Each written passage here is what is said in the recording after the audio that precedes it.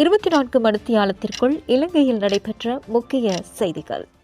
இலங்கையில் மீண்டும் எரிபொருளுக்கு நீண்ட வரிசை. எரிபொருள் பற்றாக்குறை குறித்து பரவும் போலி செய்திகளை நம்பி ஏமாற வேண்டாம். அடுத்த 2 மாதங்களுக்கு தேவையான எரிபொருள் இருப்பு இலங்கை பெட்ரோலிய கூட்டுத்தாபனத்திடம் உள்ளதாகவும் அமைச்சரவை பேச்சாளர் தெரிவிப்பு.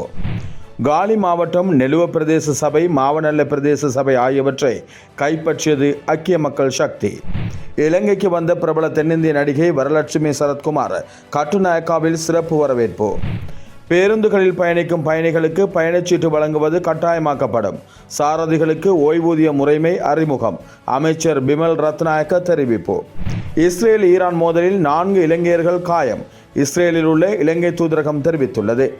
இலங்கை பிரான்ஸ் இடையிலான கடன் மறுசீரமைப்பு ஒப்பந்தத்தில் கையொப்பமிடப்பட்டது. ரயில்வே கட்டுப்பாட்டாளர்கள் எதிர்வரும் வெள்ளிக்கிழமை நள்ளிரவு முதல் 48 மணி நேர வேலை நிறுத்தம்.